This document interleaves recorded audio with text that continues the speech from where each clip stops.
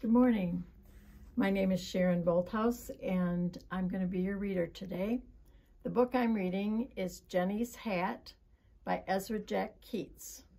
Some books have a different person who draws the pictures, but in this case, Ezra Jack Keats is the author. He wrote the book, and he also drew the pictures or painted the pictures. And I like this book because as a little girl, we always had fancy hats for Easter. And with Easter coming, this book reminds me of that. I want to tell you about this page. This is just inside the book, but look for this pattern in the book because you'll see that Jennie's dress is made out of this pattern. Jennie likes two things, and that's why I like this book. She loves hats and she loves birds, and you'll see why in this story.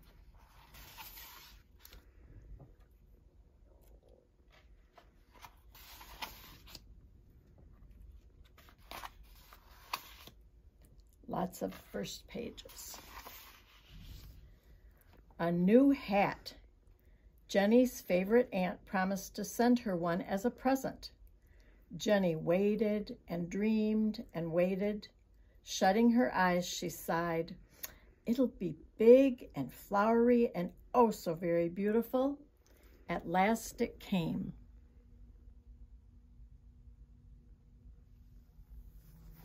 Maybe you have an aunt or somebody, a grandma or somebody who sends you things in the mail. Well, Jennie's hat came.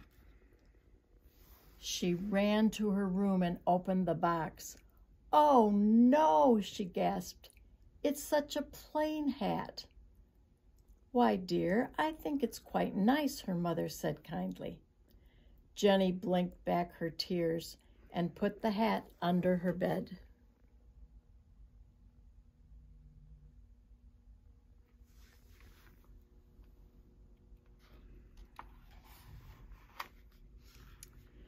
She put on a straw basket to see what sort of hat it would make. Then she drew pictures. "Hat-choo," she sneezed. "Bless you, dear," called her mother. "And what are you doing?" "I'm drawing a caterpillar,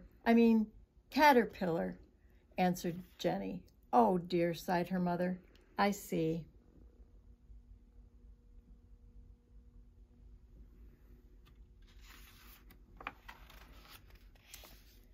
Then she tried on a lampshade and a flower pot and a TV antenna. People used to have these on top of their TVs to be able to get their shows. And a shiny pan, but none of those would do. Not really.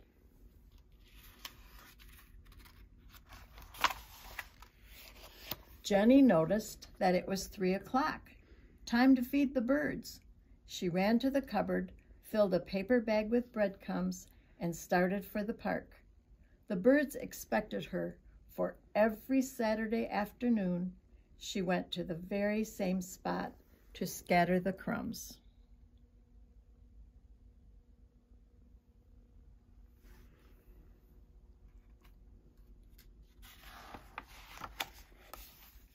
And the birds came.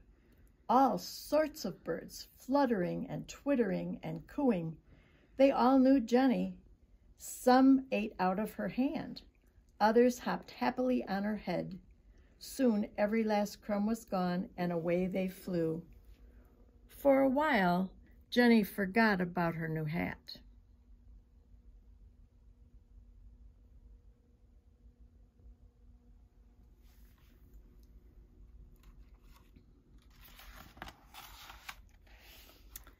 But walking home, Jennie remembered and wished out loud, "Oh, I wish my new hat were just a little fancier." She doesn't have a very happy face.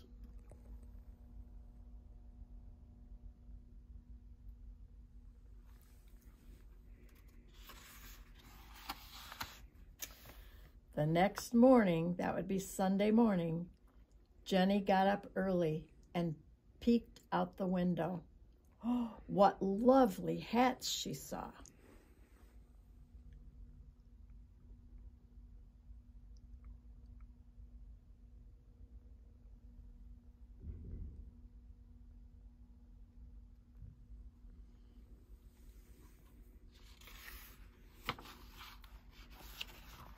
Later, she went to church with her father, mother, and friends.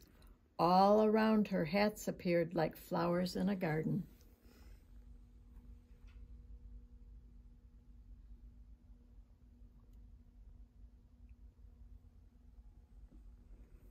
And here's Jennie with her plain hat right in the middle.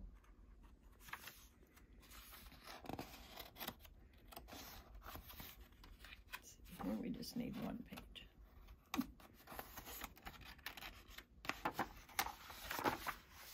As they left the church, Jennie saw some birds, then more birds and more birds. Were they following her?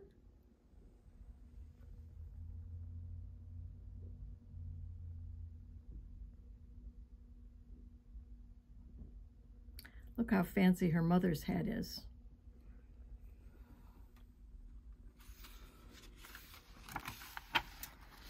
They fluttered down to her plain hat, carrying red and violet flowers and leaves, colored eggs, and a paper fan.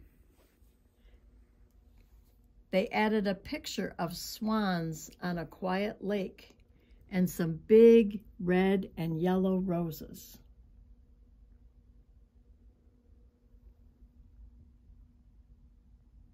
Doesn't look plain anymore, does it? And two big green and orange leaves, more pictures, and some paper flowers. More real flowers and a pink valentine.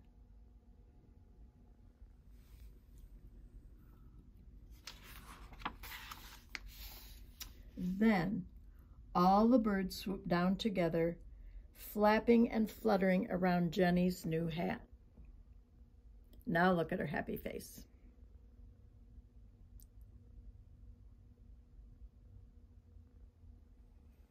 I'm wondering if it made that hat heavy on her head.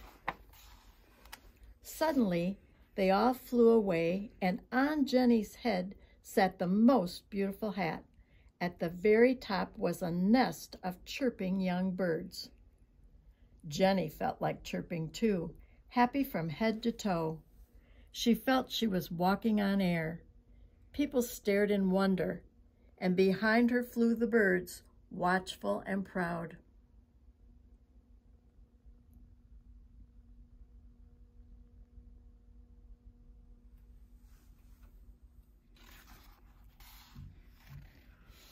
When they all reached her house, the birds, twittering and singing, picked up the nest of little ones and flew back to their home in the park. Jennie waved goodbye. "Thank you," she called. Jennie's mother helped her wrap the wonderful hat, piled high with lovely things. Even after the flowers and the leaves had dried, it would be saved and looked at and remembered for a long, long time. I think that must mean she didn't wear it again. She just wanted to look at it and see how beautiful it was. The end.